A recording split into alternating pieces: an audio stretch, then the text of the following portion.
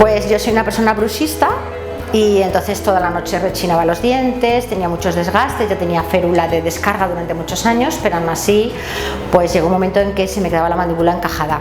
No me llegaba a doler, pero sí encajada. Entonces, claro, cuanto pasa más tiempo, pues más desgaste hay y al final yo veía que me quedaba sin dientes. Entonces, bueno, pues me lo pensaba mucho, porque bueno, también sabes que es un proceso largo, que hay que ponerse pues brackets y otra serie de cosas, pero estaba pensándolo y de repente apareció en mi vida una persona que me ayudó a decidirme. Y entonces vine aquí a la clínica a empezar el tratamiento hace ya casi 2 años.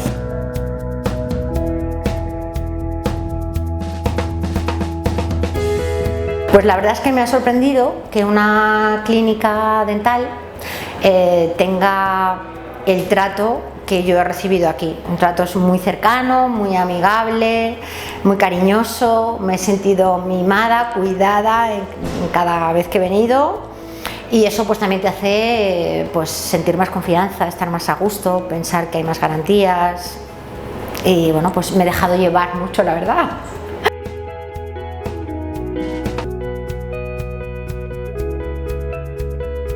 Bueno, acabo de terminar ahora mismo. Me queda solamente que me pongan una férula de descarga para mantener un poco pues el que no vuelva a desgastarse tanto. Pero la verdad es que estoy encantada. Ya veo que los dientes tienen un tamaño adecuado, ya no se me queda la mandíbula encajada, sé que tengo que llevar la férula toda la vida, pero aún así estoy muy contenta.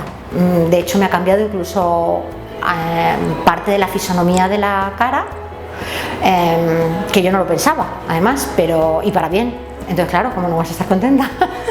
Mucho más.